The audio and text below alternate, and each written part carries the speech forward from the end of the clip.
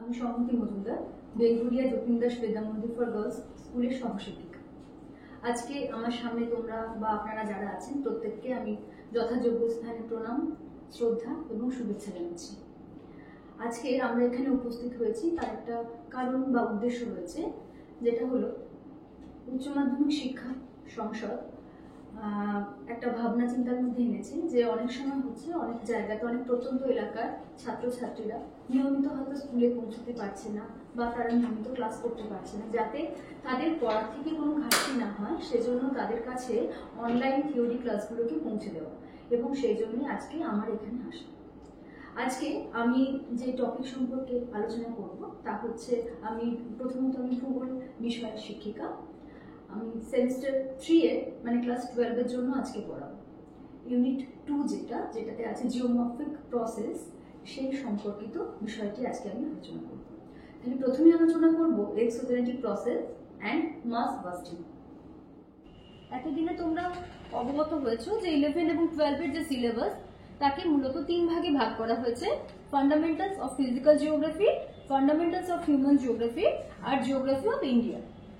এর মধ্যে আজকে আমাদের যেটা পাঠ্য বিষয় সেটা fundamentals of physical geography third সেমিস্টারের ক্ষেত্রে সেকেন্ড যে ইউনিট রয়েছে জিওমরফিক প্রসেস, এবং এই জিওমরফিক প্রসেসের মধ্যে রয়েছে ফার্স্টে যেটা exogenic process, mass wasting, definition and types. একটু বলে রাখি যে আমরা যখন পড়বো তখন কিন্তু আমরা প্রত্যেকে খেয়াল করবো একটু সিলেবাসটার দিকে, কারণ অনেকগুলো বইয়ের ক্ষেত্রে অনেক কিছু ভূমিরূপ বা অনেক কিছুই দেওয়া থাকে যেগুলো হয়তো সত্যি প্রাসঙ্গিক বা প্রয়োজনীয়, কিন্তু আমাদের সিলেবাসের মধ্যে নেই। তো অনেক সময় এটা আমাদের জন্য ব্রেন স্টর্মিং হতে পারে। তো আমরা চেষ্টা করব যেটুকু আমাদের সিলেবাসে আছে সেটাকে খুব ভালো করে পড়ার, তাছাড়া এক্সট্রা যেগুলো আছে যেগুলো আমার মনে হবে প্রয়োজনীয় সেগুলো আমি দেখে নেব। যাই হোক, শুরু করছি তাহলে আজকে geomorphic process, exogenic process, mass wasting, definition and types. তাহলে প্রথমে যেটা কথা, জিওমরফিক প্রসেস মানে ভূমিরূপ গঠনকারী প্রক্রিয়া। ভূমিরূপ গঠনকারী প্রক্রিয়া জানতে গেলে আমাদের জানতে হবে তাহলে ভূমিরূপ বলতে কি বুঝি। আমাদের যেমন আমরা যে মানুষ, আমাদের মুখমণ্ডল যদি আমরা ভাবি যে আমাদের বাহ্যিক রূপ, এক্ষেত্রে যখন দেখি তখন দেখছি যে আমাদের চোখের যে পোর্শনটা সেখানটা একটু অবনত অঞ্চল আছে, আবার নাকের দিকটা যদি দেখি তাহলে সেটা একটু উত্থিত অংশ আছে, আবার যদি মুখের কাছটা দেখি সেখানে একটা গহ্বর দেখতে পাচ্ছি। একই রকম পৃথিবীর ওপরেও কিন্তু কোথাও উত্থিত অংশ, কোথাও অবনমিত অংশ, কোথাও গহ্বর, এভাবে বিভিন্ন রকমের রূপ দেখতে পাওয়া যায়, যেটাকে একত্রে বলা হচ্ছে ভূমিরূপ। এবার তাহলে আমাদের জানতে হবে ভূমিরূপ গঠনকারী প্রক্রিয়া বলতে কি বুঝি। যে সকল প্রক্রিয়ার মধ্যে দিয়ে পৃথিবীর বিভিন্ন ধরনের ভূমিরূপের উৎপত্তি, গঠন, পরিবর্তন এবং পরিমার্জন হচ্ছে, সেই প্রত্যেকটা প্রক্রিয়াকে একসাথে আমরা বলবো ভূগাঠনিক প্রক্রিয়া।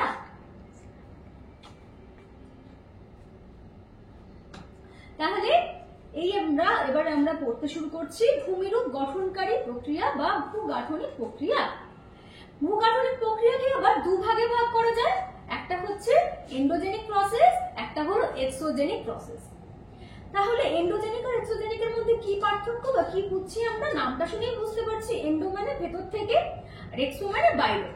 তাহলে কি হলো না, যে সকল ভূমিরূপ গঠনকারী প্রক্রিয়ার উৎপত্তি এবং বহিঃপ্রকাশ পুরোটাই বাইরে হচ্ছে সেটাকে বলবো এক্সোজেনিক প্রসেস, আর যে সকল ভূমিরূপ গঠনকারী প্রক্রিয়ার উৎপত্তির কারণটা কিন্তু ভূ অভ্যন্তরে সৃষ্টি হলেও তার বাহ্যিক প্রকাশ বা বহিঃপ্রকাশ আমরা বাইরে দেখতে পাচ্ছি, ভূপৃষ্ঠে দেখতে পাচ্ছি, সেটাকে বলা হচ্ছে এন্ডোজেনিক প্রসেস।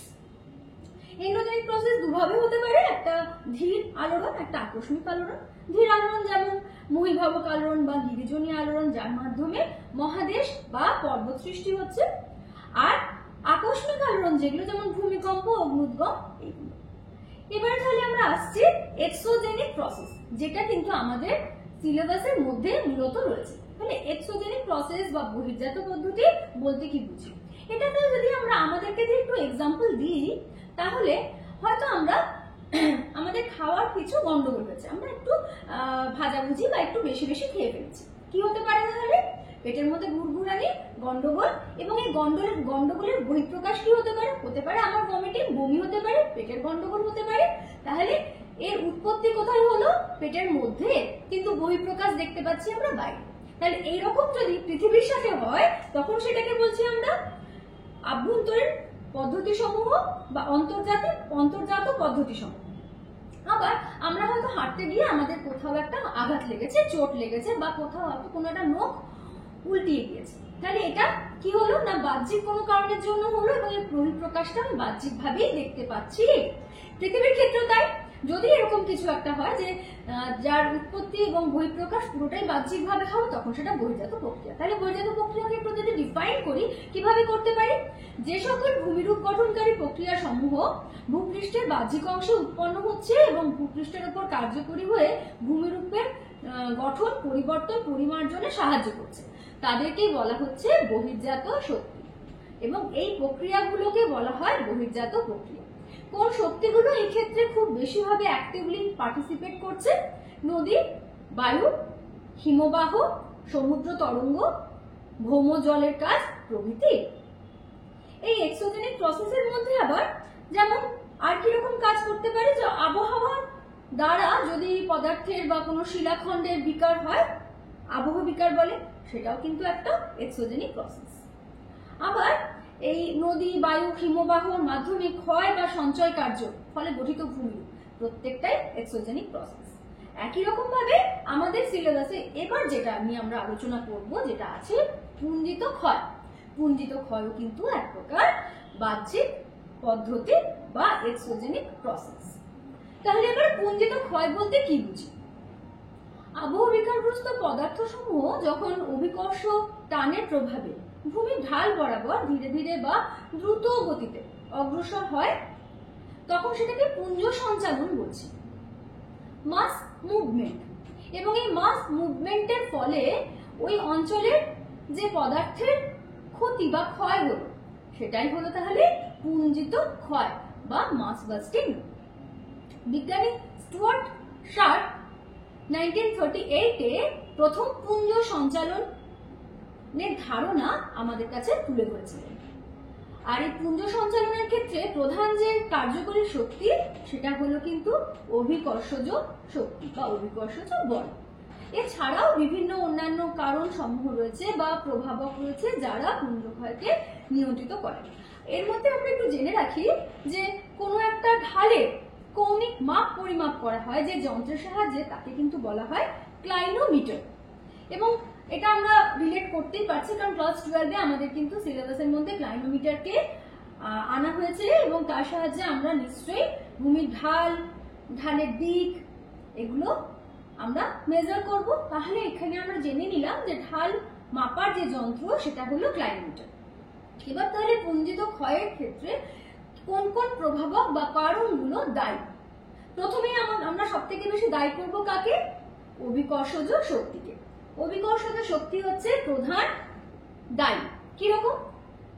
প্রধান চালিকা শক্তি, তাই জন্য বলা হচ্ছে গ্র্যাভিটিকে।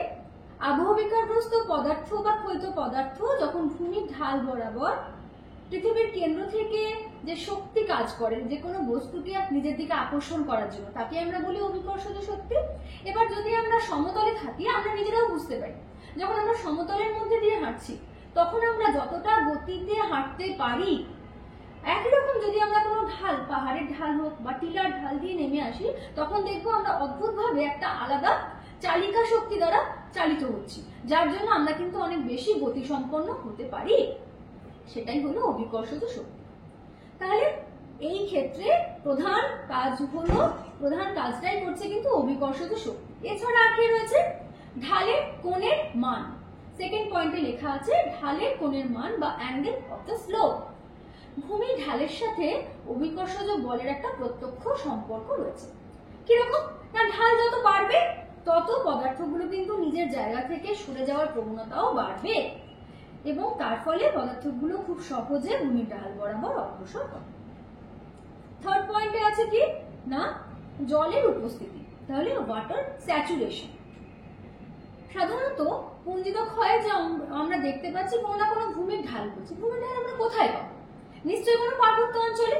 এবং পার্বত্য অঞ্চল মানে যদি সেখানে উচ্চতা নিশ্চয়ই বেশি, আবার অনেক ক্ষেত্রে অক্ষাংশও বেশি হয়। তাহলে অক্ষাংশ এবং উচ্চতা দুটোই যদি বেশি হয় সেই সকল অঞ্চলে কিন্তু কি দেখতে পারবো আমরা আবার বরফের উপস্থিতি লক্ষ্য করতে পারবো। এই বরফ যখন পরবর্তীকালে গলে যাবে তখন সেটা কি হতে পারে, তুষার গলা জলে পরিণত হতে পারে। এছাড়া পর্বতের ঢাল বরাবর বৃষ্টির জলও নেমে আসে, তাহলে অধিক বৃষ্টিপাত এবং তুষার গলা জল যখন পদার্থের সাথে মিশছে এবং মিশে যাওয়ার ফলে পদার্থগুলোকে আরো বেশি পিচ্ছিল করে ফেলছে। তাতে কি হচ্ছে, তাতে ওই পদার্থগুলো খুব দ্রুত বা বেগে ঢাল বরাবর নিচের দিকে নেমে আসার প্রবণতা লক্ষ্য করা যাচ্ছে। এরপরে থাকছে উদ্ভিদের অপসারণ। উদ্ভিদের কিন্তু অনেকটা ইম্পর্টেন্স আমাদের জীবনে আছে, আমরা প্রত্যেক ক্ষেত্রে সেটা বুঝতে পারি। এবং আমরা যে কদিন আগে করেছি যে আমাদের আসছে, কদিন পরেই আসছে ওয়ার্ল্ড নেচার কনজারভেশন ডে, বা কদিন আগে আমরা করেছি বিশ্ব পরিবেশ দিবস। এখানে কিন্তু আমরা কেন প্রত্যেকটার কারণে কিন্তু উদ্ভিদ সংরক্ষণ মানে আমরা নিজেদের আয়ু, আমাদের পৃথিবীর আয়ুকে বাড়ানোর চেষ্টা করি। আবার এই পুঞ্জিত ক্ষয়ের ক্ষেত্রে দেখছি কিন্তু উদ্ভিদের একটা খুব গুরুত্বপূর্ণ ভূমিকা রয়েছে। উদ্ভিদ যেমন একদিকে মৃত্তিকা ধরে রাখতে সাহায্য করে, আবার অন্যদিকে কি করতে পারে না, অতিরিক্ত জলটাকে শোষণ করে নেয়। তার ফলে ঢালের মধ্যে যে চাপটা সেটা কমে যায়। একই রকম তাহলে আমরা কি বলতে পারি, যদি উদ্ভিদহীন অঞ্চল হয় সেখানে কিন্তু পুঞ্জিত ক্ষয়ের পরিমাণ বাড়বে। তুলনামূলক যেখানে উদ্ভিদের আচ্ছাদন থাকবে সেই সকল অঞ্চলে কিন্তু পুঞ্জিত ক্ষয়ের পরিমাণ তুলনামূলক কম হবে। 5 নম্বর পয়েন্টে কি বলছি, ভূমিকম্প। ভূমিকম্প যখন উৎপন্ন হচ্ছে তখন উৎপন্ন হওয়ার ফলে ভূমিকম্পের কেন্দ্র থেকে বডি ওয়েভের মাধ্যমে উপকেন্দ্র পর্যন্ত পৌঁছে যাচ্ছে বা সারফেস পর্যন্ত পৌঁছে যাচ্ছে।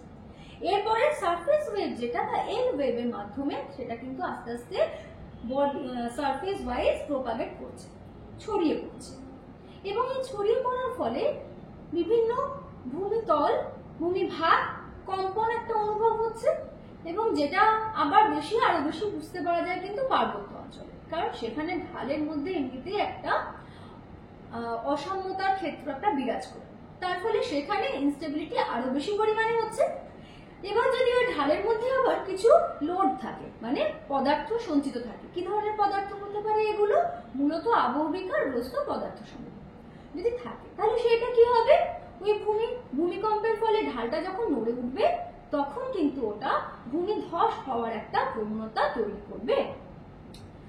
6 নম্বর পয়েন্টে আমরা দেখছি ঢালের বোঝার পরিমাণ বৃদ্ধি।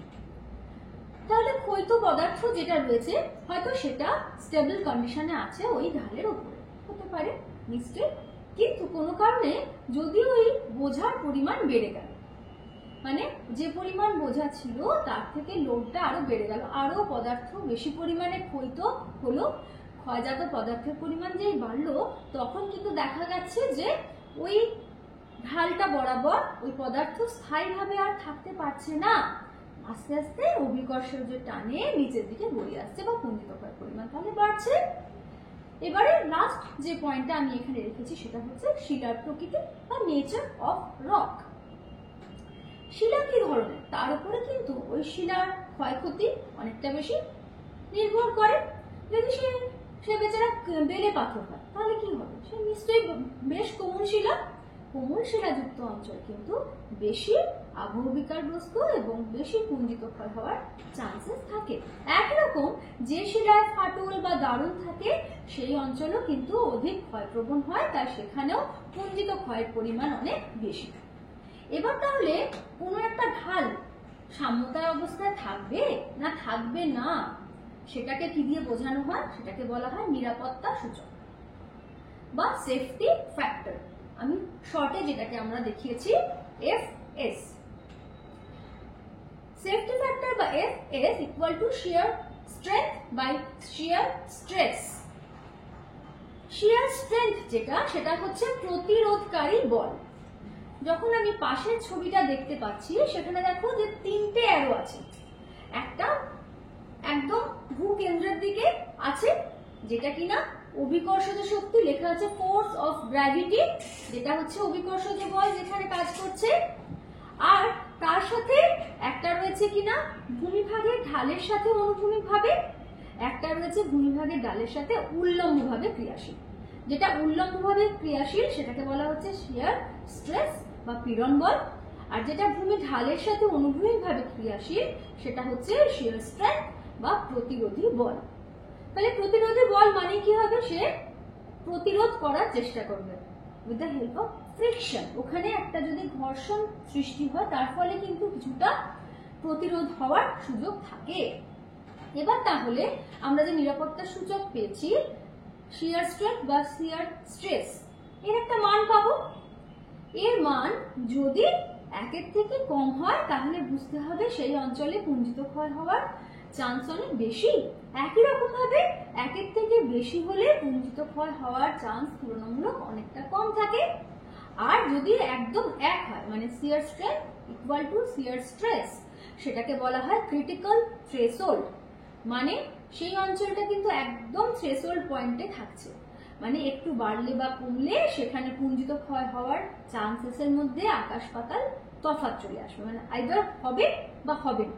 কিন্তু 1-এর কাছে থাকা মানে সেখানে পুঞ্জিত ক্ষয় হতেও পারে নাও হতে পারে, সেজন্য ওটাকে ক্রিটিক্যাল থ্রেশহোল্ড বলা হচ্ছে। নেক্সট তাহলে এগোই। এবার আমাদের সিলেবাসের মধ্যে যে জায়গাটা আছেই সেটা হচ্ছে পুঞ্জিত ক্ষয়ের শ্রেণী বিভাগ। পুঞ্জিত ক্ষয়কে বিভিন্ন জন বিজ্ঞানী বিভিন্ন ভাবে কিন্তু শ্রেণী বিভাগ করেছেন। যেমন বিজ্ঞানী সার্ট, বিজ্ঞানী চোরলে, ভার্নেস, হাচিনসন প্রমুখ ভূমিরূপবিদরা বিভিন্ন ভাবে শ্রেণী বিভাগ করেছেন। কেউ করেছেন পদার্থের অপসারণের গতি, মানে যে সকল পদার্থগুলো ঢাল বরাবর এগিয়ে আসছে তারা কোন গতিতে আসছে। এই গতি আমরা যখন পড়ব তখন দেখব যে গতির মধ্যে বিশাল পার্থক্য থাকে। কারোর ক্ষেত্রে যেমন কয়েক মিলিমিটার হয়, আবার কোনো কোনো ক্ষেত্রে 100 কিলোমিটার পার আওয়ারেরও বেশি হচ্ছে। কয়েক মিলিমিটার পার ইয়ার থেকে মানে 1 বছরে কয়েক মিলিমিটারই হচ্ছে, আবার হতে পারে 1 ঘন্টার মধ্যে 100 কিলোমিটার থেকেও বেশি বেড়ে। তাহলে তার উপর নির্ভর করে আমরা পুঞ্জিত ক্ষয়কে শ্রেণী বিভাগ করতে পারি। আবার কি ধরনের পদার্থ বয়ে নিয়ে যাচ্ছে, সেটা মাটি না শিলা না স্ট্রি বা ট্যালাস না ডেব্রিস, তার উপর নির্ভর করেও আমরা ভাগ করতে পারি। একই রকম অপসারণের ধরন, তার উপর মানে সেটা আস্তে আস্তে প্রবাহিত হচ্ছে ধীর প্রবাহ না সাডেন একটা ফল হচ্ছে প্রপাত হচ্ছে, তার উপর নির্ভর করে আমরা পার্থক্য করতে পারি বা শ্রেণী বিভক্ত করতে পারি। এবার তাহলে মূল যে ভাগগুলোকে সেগুলোকে মূলত আমরা 6টা ভাগে ভাগ করে নিয়েছি এবং সেগুলোকে এখানে আমরা আলোচনা করব একটার পর একটা। এখানে একটা জিনিস তোমাদের একটু আইডিয়া দিয়ে রাখি, রিপোজ অ্যাঙ্গেল। রিপোজ অ্যাঙ্গেল বলতে কি বুঝি, এটা কিন্তু শিয়ার স্ট্রেংথ বা শিয়ার স্ট্রেস এর সাথেও অনেকটা রিলেটেড। আচ্ছা, এটা মানে কি না পুঞ্জ সঞ্চালনজাত পদার্থ যেগুলো সেগুলো যখন গড়িয়ে অনুভূমিক পৃষ্ঠের উপরে এসে পৌঁছলো এবং ওখানে এসে জমা হওয়ার ফলে কিরকম না একটা ট্রায়াঙ্গুলার শেপের বা শঙ্কু আকৃতির স্তূপ সৃষ্টি করলো, যেটা অনুভূমিক ভূপৃষ্ঠে একটা কোণ উৎপন্ন করবে নিশ্চয়ই। তাহলে যে কোণ উৎপন্ন করবে সেটাই হবে রিপোজ অ্যাঙ্গেল। আচ্ছা, তাহলে এবার আমরা পুঞ্জিত ক্ষয়ের শ্রেণী বিভাগে ফিরে এলাম। সব থেকে ধীরে যে পুঞ্জিত ক্ষয়ের প্রকারটা লক্ষ্য করতে পারছি, ধীর গতি সম্পন্ন, সেটাকে বলা হচ্ছে ক্রিপ বা বিসর্পণ। ক্রিপ আমরা জানি, যেমন একটা গাছের ক্ষেত্রে আমরা ক্লাসিফাই করি যে ক্রিপার মানে লতিয়ে যে সকল গাছগুলো ওঠে, একই রকম মানে খুব ধীরে ধীরে ভূপৃষ্ঠের সাথে লেগে আস্তে আস্তে এগোচ্ছে বলে এটাকে বিসর্পণ বা ক্রিপ বলা হচ্ছে। কিরকম তাহলে, শিলার ঢাল অনুসারে জলের প্রভাবে শিথিল যে সকল পদার্থ সমূহ যেগুলো আবহবিকারের মাধ্যমে আবহবিকারগ্রস্ত হয়েছে, ক্ষয়িত হয়েছে, সেগুলো যখন অভিকর্ষজ শক্তির টানে অত্যন্ত ধীর গতিতে নিচের দিকে নেমে আসবে, সেটা হবে বিসর্পণ। বিসর্পণের ক্ষেত্রেও আবার পদার্থের প্রকৃতি ওপর নির্ভর করে একে 5টা ভাগে ভাগ করা হয়েছে। কিরকম, প্রথমেই বলছি মৃত্তিকা বিসর্পণ। মাটিতে আর্দ্রতা এবং শুষ্কতার পার্থক্যের জন্য এই ধরনের বিসর্পণ ঘটে। মূলত রেগোলিথ এবং মাটির মূল উপাদান হয়ে থাকে মৃত্তিকা বিসর্পণের ক্ষেত্রে। এক্ষেত্রে ভূমিভাগের ঢাল 5 থেকে 20 ডিগ্রির মতন হয়ে থাকে এবং প্রতি বছরের যে সরণের পরিমাণ সেটা হচ্ছে 1 মিলিমিটার থেকে মাত্র কয়েক সেন্টিমিটার। এই জন্যই বলা হচ্ছে সব থেকে ধীর গতি সম্পন্ন যে প্রবাহ সেটাই হচ্ছে বিসর্পণ বা ক্লিপ। এবার তাহলে এর কি কি ভাগগুলো আমরা পড়ছি। প্রথমে পড়লাম মৃত্তিকা বিসর্পণ, এরপরে থাকছে শিলা বিসর্পণ। শিলা বিসর্পণের ক্ষেত্রে কি না, আবহবিকারের ফলে বিচূর্ণীভূত যে শিলাখণ্ড সেগুলো যখন মোটামুটি একটা এইসব ঢাল সম্পন্ন অঞ্চল, মানে 7 থেকে 18 ডিগ্রি ঢাল সম্পন্ন অঞ্চলের মধ্যে দিয়ে বছরে 0.25 থেকে 0.75 সেন্টিমিটার হারে অগ্রসর হয়, তখন সেটাকে শিলা বিসর্পণ বলছে। এরপর থাকছে ট্যালাস বিসর্পণ। ট্যালাস ওয়ার্ডটা হয়তো আমরা আগে খুব একটা শুনিনি। ট্যালাস বা স্ক্রি বলতে কি বুঝি? শীতপ্রধান পার্বত্য অঞ্চলে যান্ত্রিক আবহবিকারের ফলে মূলত তুষার কিলক গঠন হয়, যে তার মাধ্যমে সৃষ্ট একাধিক কোণ সম্পন্ন যে প্রস্তরখণ্ড, সেটাকেই বলা হচ্ছে স্ক্রি বা ট্যালাস। এই স্ক্রি বা ট্যালাস যখন প্রায় 10 ডিগ্রি কি তার কম ঢাল সম্পন্ন অঞ্চলের মধ্যে দিয়ে অভিকর্ষজ শক্তির টানে বছরে 2 থেকে 5 মিটার হারে অগ্রসর হয়, তখন সে ধরনের পুঞ্জিত ক্ষয় প্রকারকে বা বিসর্পণের প্রকারকে বলা হয়ে থাকে ট্যালাস বিসর্পণ। এরপরে আছে শিলা বিসর্পণ। উচ্চ পার্বত্য অঞ্চলে হিমবাহের ক্ষয়ের ফলে মূলত যে সকল ক্ষয়িত পদার্থ বা শিলা গঠিত হচ্ছে, সেগুলো যখন 10 ডিগ্রির কম ঢাল সম্পন্ন অঞ্চলের মধ্যে দিয়ে প্রতি বছরে 2 থেকে 10 মিটারের মতন সরণ করে থাকছে অভিকর্ষজ শক্তির প্রভাবে, তখন সেটাকে শিলা হিমবাহ বিসর্পণ বলা হচ্ছে। এবার পাশে আমি একটু ছবিগুলো দেখি। প্রথমে একদম উপরে দেওয়া হয়েছে মৃত্তিকা বিসর্পণ, তারপরে আছে শিলা বিসর্পণ। এখানে যে দেখানো হয়েছে 3টে ছবির মাধ্যমে। প্রথমেরটা দেখা হচ্ছে শিলাখণ্ডগুলো বরফের নিচে ঢাকা পড়ে আছে, আস্তে আস্তে বরফটা গলে গেছে, তখন এই শিলাখণ্ডগুলো উন্মুক্ত হয়েছে, এবং এর ফলে যে এই শিলাগুলো যখন অগ্রসর হবে তখন সেটাকে শিলা হিমবাহ বিসর্পণ বলে। লাস্ট যেটা রাখা হয়েছে সেটা হচ্ছে সলিফ্ল্যাকশন। মূলত বরফ গলা জল মিশ্রিত হয়ে পদার্থের সাথে যখন মিশ্রিত হচ্ছে এবং 2 থেকে 5 ডিগ্রি ঢাল অনুসরণ করে বছরে 30 থেকে 60 সেন্টিমিটার মতন পদার্থের অগ্রগতি যখন হয়, সেটাকে বলা হচ্ছে সলিফ্ল্যাকশন। সলিফ্ল্যাকশন শব্দটি প্রথম ব্যবহার করেছিলেন 1906 সালে জে.সি. অ্যান্ডারসন। নিচে সলিফ্ল্যাকশনের একটা ছবি দেখিয়ে দেওয়া হয়েছে। এবারে এই সলিফ্ল্যাকশন বললে কিন্তু আরো দুটো টার্ম আমাদের জানতে হয়, একটা হলো জেলিফ্ল্যাকশন, একটা হচ্ছে কনজেলিফ্ল্যাকশন। জেলিফ্ল্যাকশন কি না, বরফ গলা জলে যখন আসার সময় বরফ গলা জলের সাথে যখন পদার্থগুলো মিশে আসছে, অগ্রসর হচ্ছে, এবার অগ্রসর হওয়ার সময় জলের ভূমিকা মুখ্য হয়ে যায়, যখন অভিকর্ষজ বলের থেকেও যখন জল প্রধান ভূমিকায় চলে আসে, তখন সেটাকে জেলিফ্ল্যাকশন বলা হয়। মানে জেলি আকারে পদার্থগুলো অগ্রসর হচ্ছে, তখন তাকে জেলিফ্ল্যাকশন বলা হচ্ছে। আবার যদি এই ধরনের ভূমিরূপ বা এই ধরনের সলিফ্ল্যাকশন একটা পরিহিমবাহ অঞ্চলে দেখা যায়। পরিহিমবাহ মানে কি, মানে যেখানে বছরের বেশিরভাগ সময় হিমবাহ সঞ্চয় লক্ষ্য করা যায়, সেটাকে পরিহিমবাহ অঞ্চল বলা হচ্ছে। তো পরিহিমবাহ অঞ্চলে যখন লক্ষ্য করা যাচ্ছে, তখন সেই ধরনের সলিফ্ল্যাকশনকে কনজেলিফ্ল্যাকশনও বলা হয়ে থাকে। সেকেন্ড, তাহলে এবার আমরা আসি প্রবাহ। এটা কিন্তু তুলনামূলক দ্রুত গতি সম্পন্ন। কার থেকে? ক্রিকেট থেকে। আমরা অতি ধীর প্রবাহ বলি, আর প্রবাহর ক্ষেত্রে তখন আমরা বলতেই পারি যে এটা হলো দ্রুত প্রবাহ বা প্রবাহ। তাহলে এই ক্ষেত্রে আমরা কি করছি না, যখন পদার্থ সমূহের অপসারণের হার প্রতি বছরে 10 মিটারের থেকে বেশি এবং 10 মিটার থেকে বেশি 10 থেকে 500 মিটার পর্যন্ত হয়, আর ঢাল মোটামুটি ঢালটা তোমার 10 ডিগ্রির বেশি হতে পারে, তখন সেটাকে প্রবাহ বলা হচ্ছে। এই প্রবাহের ক্ষেত্রেও কি ধরনের পদার্থ নিয়ে যাচ্ছে তার উপর নির্ভর করে একে ভূমি প্রবাহ, কর্দম প্রবাহ, অবস্কার প্রবাহ ভাগ করা হয়েছে। ভূমি প্রবাহ বলতে কি বুঝছি না, যখন এই ভূমি বা মাটি জলের সাথে মিশে গিয়ে মোটামুটি 15 থেকে কম ঢাল সম্পন্ন 15 ডিগ্রি থেকে কম ঢাল সম্পন্ন অঞ্চলের মধ্যে দিয়ে 100 থেকে 400 মিটার পার ইয়ার অপসারিত হয়, তখন সেটাকে ভূমি প্রবাহ বলছে।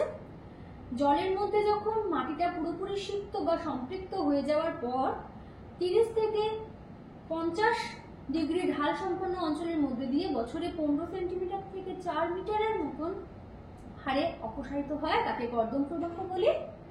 আর যখন আবহবিকারগ্রস্ত পদার্থ সমূহ, মানে সেটা হতে পারে বালি, হতে পারে কাদা, হতে পারে ছোট ছোট পাথরখণ্ড, একসাথে সেগুলোকে অবস্কর বলা হয়ে থাকে। তাহলে এই অবস্করগুলো যখন আবহবিকারের ফলে যে অবস্কর সৃষ্টি হচ্ছে সেগুলো জলসিক্ত হয়ে মোটামুটি 15 থেকে বেশি ঢাল সম্পন্ন, 15 ডিগ্রি থেকে বেশি ঢাল সম্পন্ন অঞ্চল দিয়ে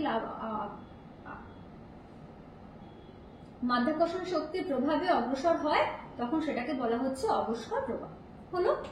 এবারে এখানে আরো দুটো জিনিস আমরা একটু জেনে রাখছি। লাহার, এটাও এক ধরনের প্রবাহ। কোন অঞ্চলে দেখা যায় না, লাভা গঠিত অঞ্চলে। লাভা গঠিত অঞ্চলে যেখানে অগ্নুদ্গম হচ্ছে, সেই লাভার সাথে যে কাদা বেরিয়ে আসছে, সেই কাদা ভূমির ঢাল বরাবর অগ্রসর হচ্ছে যখন, সেটাকে লাহার বলা হয়। নিচে একটা ছবি রাখা হয়েছে যেখানে লেখা আছে একটা লাহারের ছবি, যেটা 1980 খ্রিস্টাব্দে হেলেন এরাপশনের ক্ষেত্রে লক্ষ্য করা গিয়েছিল। এটা ঢাল 500 মিটারের থেকেও, ঢাল এমনই থাকে যে ভূমিভাগ যে অপসারণ হয় সেটা 500 মিটার পার ইয়ারের থেকে বেশি। এবারে তাহলে আসা যাক সম্প্রপাত বা অ্যাভালেঞ্চ। অ্যাভালেঞ্চ আবার বিভিন্ন রকমের হতে পারে, যেমন অ্যাভালেঞ্চ হতে পারে রক অ্যাভালেঞ্চ, ডেব্রিস অ্যাভালেঞ্চ, বিভিন্ন রকম। তাহলে শিলা এবং অবস্কর দ্রুত গতিতে যখন ঢাল বরাবর নেমে আসে এবং এটা মোটামুটি 500 মিটার পার ইয়ারের বেশি গতিতে নেমে আসে, তখন সেটাকে বলা হয়ে থাকে সম্প্রপাত বা অ্যাভালাঞ্চেস। এখানে কিন্তু একটা ব্যাপার যে এখানে জলটা খুব গুরুত্বপূর্ণ। তো তাহলে আমরা ডান দিকের ছবিগুলোতে কর্দম প্রবাহ, অবস্কর প্রবাহ কিভাবে হচ্ছে সেটা কিন্তু দেখতে পাচ্ছি। কর্দম প্রবাহের ক্ষেত্রে দেখছি খুব সরু সরু চ্যানেল, যে দুটো ছবি আছে, বাঁ দিকের ছবিটা যদি খেয়াল করি পাহাড় এবং সেখানে ছোট ছোট চ্যানেল মতো, যেহেতু কর্দম ওখান দিয়ে প্রবাহিত হচ্ছে। অবস্কর তুলনামূলক বৃহত্তর পদার্থের উপস্থিতি লক্ষ্য করা যাচ্ছে, সেজন্য অবস্কর প্রবাহের মধ্যে যে বাঁ দিকের ছবিটা, সেই ছবিটার মধ্যে কিন্তু আমরা দেখতে পাচ্ছি ছোট ছোট কণা বা পাথর সমূহ, সেগুলো উপর থেকে নিচে ঢাল বেয়ে নেমে আসছে। এরপর থাকছে ধস বা স্খলন। স্খলন বলতে কি হচ্ছে না, অপেক্ষাকৃত শুষ্ক মৃত্তিকা এবং শিলাখণ্ড যখন ঢাল বরাবর অপসারিত হচ্ছে। এই ক্ষেত্রে যে ঢাল বরাবর অপসারিত হচ্ছে সেই ঢালটা কিন্তু কিরকম হয়ে থাকে না, মূলত সুষম একটা ঢাল সম্পন্ন হয়ে থাকে এবং সমতল প্রকৃতির হয়ে থাকে, এবং এটা অনেক সময় আকস্মিক হয়, সাডেনলি একটা এই মুভমেন্টটা হয়ে থাকে। একে ভাগ করছি একটা রক স্লাইড, একটা ব্লক স্লাইড, একটা ডেব্রিস স্লাইড। মানে হচ্ছে পদার্থের উপস্থিতির উপর নির্ভর। যখন শিলা সমতল ঢালের উপর দিয়ে প্রবাহিত হচ্ছে তখন সেটাকে বলা হচ্ছে রক স্লাইড। যখন বৃহত্তর মানে বৃহৎ আকৃতির প্রস্তরখণ্ড, মানে প্রস্তর চাই মূলত যখন সমতল ঢাল বরাবর অগ্রসর হচ্ছে তখন সেটাকে বলা হচ্ছে ব্লক স্লাইড। পাশে দেখো ছবি দেওয়া হয়েছে, প্রথম যে ছবিটা সেখানে কিন্তু ছোট ছোট করে 4টে ছবি দেওয়া আছে। আবার ধসের, ধস বা স্খলন দিকে 4টে ছবি, মানে ধসের আফটার এফেক্ট কি কি হয়েছে সেটা দেখানো হয়েছে। তারপরের যে দুটো ছবি একসাথে দেওয়া আছে সেখানে দেখা যাচ্ছে যে যখন শিলা ধস হচ্ছে তখন কিভাবে শিলা বা ব্লক গুলো, প্রস্তরগুলো যখন নেমে আসছে তখন কিভাবে নেমে আসছে। আর একদম শেষে আছে ডেব্রিস লাইন। এখানেও তাহলে কি, আবহবিকারের ফলে যে সকল পদার্থগুলো উৎপন্ন হচ্ছে, মাটি হতে পারে, রেগলিত হতে পারে, সেগুলো যখন অপসারিত হচ্ছে সমতলের উপর দিয়ে সেটাকে বলা হচ্ছে ডেব্রিস স্লাইড। এবার তাহলে নেক্সট আসলো স্লাম্প। স্লাম্পটা ফার্স্টে আমরা ছবিটার দিকে তাকাই। আমরা যদি ডান দিকের ছবিটা দেখি যে একটা গ্রিন কালারের ভূমিভাগের মধ্যে দিয়ে কিরকম একটা অবতল আকৃতির ভূমিরূপ, তার মধ্যেকার ভূমিভাগের অপসারণ দেখানো হয়েছে। এই ক্ষেত্রে কিন্তু তাই স্লাম্প কোনরকম ভাবে হচ্ছে না, আবহবিকারজাত পদার্থ সমূহ যখন আবর্তিত ভাবে স্খলন হচ্ছে, মানে এটা সমতল ভাবে নয়, এটা একটা আবর্তিত ভাবে হচ্ছে, তখন সেটাকে স্লাম্প বলা হয়। সাধারণত মাঝারি ঢাল সম্পন্ন অঞ্চলের ক্ষেত্রে লক্ষ্য করা যায় মোটামুটি 20 থেকে 30 ডিগ্রি ঢাল সম্পন্ন অঞ্চলে দেখা যাচ্ছে। এটা বিভিন্ন রকমের হতে পারে, যেমন হতে পারে একক, যখন একটি ঢাল থাকবে, বহু হতে পারে যখন অনেকগুলো ঢালে স্লাম্প হবে, আবার ক্রমপর্যায়িক ভাবে হতে পারে, মানে অসংখ্য অবতল ঢাল থাকবে, তখন সেটাকে বলা হচ্ছে ক্রমপর্যায়িক প্রকৃতির স্লাম্প। নেক্সট হলো প্রপাত। প্রপাত কি না, প্রায় উল্লম্ব ঢালে আবহবিকারগ্রস্ত পদার্থগুলো আকস্মিক যে পতন হলো এবং সেখানে অন্য কোনো মাধ্যমের সাহায্য ছাড়াই হলো, সেটাকে বলা হচ্ছে প্রপাত। যেমন আমরা ছোট বয়সেই পড়েছি জলপ্রপাত, জলটা আকস্মিকভাবে যখন অন্য কোনো মাধ্যম ছাড়া উপর থেকে সাডেন ফল হয় সেটাকে আমরা বলি প্রপাত, জলপ্রপাত। এখানে ভূমিভাগ বা শিলাখণ্ড বা ডেব্রিস উপর থেকে হঠাৎ করে প্রপাত হচ্ছে, পড়ছে, সেটাকেই বলা হচ্ছে তাহলে ফল বা প্রপাত। পাশে ওই জন্য ছবি রাখা হয়েছে প্রপাতের, কিভাবে ওইটা সংঘটিত হয়েছে। তাহলে প্রপাত কিরকম কিরকম হতে পারে, মৃত্তিকা প্রপাত হতে পারে, শিলা প্রপাত হতে পারে, অবস্কর প্রপাতও হতে পারে। মৃত্তিকা প্রপাতের ক্ষেত্রে কি হচ্ছে না, মৃত্তিকা যখন সরাসরি উল্লম্বভাবে পতন হয় তখন সেটাকে বলা হচ্ছে মৃত্তিকা প্রপাত। শিলা প্রপাত বলতে আমরা কি বুঝি না, যখন ওই খাড়া ঢাল বরাবর শিলাখণ্ড নেমে আসছে তখন সেটাকে বলা হচ্ছে শিলাপ্রপাত, এবং খাড়া ঢাল বরাবর যদি আবহবিকারগ্রস্ত বিভিন্ন ধরনের পদার্থ মানে ডেব্রিস নেমে আসে তখন সেটাকে বলা হচ্ছে ডেব্রিস ফল বা অবস্কার প্রপাত। এবারে তাহলে আসলো অবনমন বা সাবসিডেন্স। সাবসিডেন্সকে আবার দুভাগে ভাগ করা হয়, একটা বলা হচ্ছে কোলাপস, একটা হলো সেটেলমেন্ট। সাবসিডেন্স কথাটা শুনে বুঝতে পারছি যে এমন কোন স্থান যার নিচের যে সাপোর্টটা হয়তো নেই, তাহলে উপরের যে অঞ্চলটা সেটা কোনোভাবে উল্লম্বভাবে ঝুলন্ত অবস্থায় রয়েছে, সেটা যখন সাডেনলি বসে যায় তাকেই বলা হয় সাবসিডেন্স। যেমন পাশের ছবিটা দেখানো হয়েছে যে যখন পূর্বের অবস্থাতে তখন সবুজ যে একটা স্তর, সেই স্তরটা আছে, পরবর্তীকালে ওই স্তরটা কিন্তু বসে গেছে, বসে গিয়ে একটা অবনত অঞ্চল দেখা যাচ্ছে। এইভাবে সাবসিডেন্স বা অবনমন সংঘটিত হয়।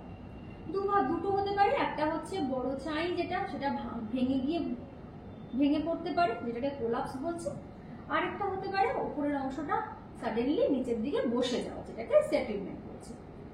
কিরকম অঞ্চলে হতে পারে, যেমন গহ্বরের চুনাপাথর যুক্ত অঞ্চলে যখন চুনাপাথর যুক্ত অঞ্চলে ভৌমজল কাজ করছে, ভৌমজল নিচে পোর্শনটা গহ্বর সৃষ্টি করে ফেলেছে, উপরের অংশ তাহলে ঝুলন্ত অবস্থায় আছে। ওই ঝুলন্ত অবস্থায় থাকা শিলা যদি হঠাৎ করে প্রপাত পড়ে যায় তখন সেটাকে বলা হবে অবনমন। চুনাপাথর অঞ্চলে প্রায়শই দেখা যায় গুহার ছাদ বসে গিয়ে এই ধরনের অবনমন বা কোলাপস সৃষ্টি হয়। আবার আসানসোল বা রানীগঞ্জ যে কয়লা খনি অঞ্চল, সেখানেও কিন্তু এই ধরনের অবনমন খুব লক্ষ্য করা যায়। কেন হতে পারে না, সাধারণত যখন আমরা কোনো খনি অঞ্চল থেকে খনিজ দ্রব্য উত্তোলন করে নিই, আমাদের কাজ হচ্ছে সেখান থেকে কিন্তু কোনো না কোনো সাপ্লিমেন্টারি আরো কিছু পদার্থ দিয়ে ওটাকে আমরা ফিল করে দেওয়া, ভরাট করে দেওয়া, সাধারণত বালি দিয়ে ভরাট করে দেওয়া বা করা।